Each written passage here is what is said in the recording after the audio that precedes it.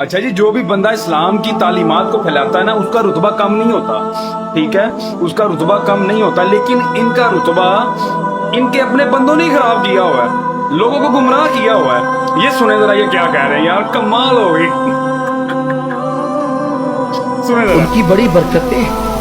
गौस पाक का हाल ये था कि गौस पाक का नाम कोई बेवजू लेता था तो वो मर जाता था। अब ये देखें, अब आप बताएं मुझे, ये जो कमेंट में आगे गंदी गंदी क्या मैं इनको बोलूं, ये देखें, अब कौन गालियों के लायक है?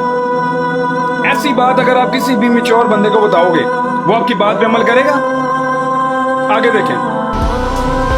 गौस पाक का नाम कोई बेवजू लेता था तो हमारे बुजुर्गों ने ये बात सूफिया ने कही है। मुमकिन है आप इस पे एतराज करें जो भी हो, लेकिन सूफिया कहते हैं कि बेवजू का नाम कोई ले नहीं सकता था।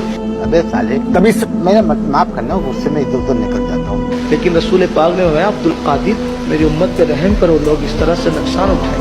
लेकिन रसूल पाक ने फरमाया लेकिन रसूल पाक ने फरमाया लेकिन रसूल पाक ने फरमाया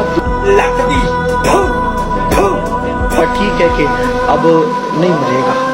बेगुसल अगर बेगुसल नापाकी में नाम लेगा तो अब नहीं मरेगा।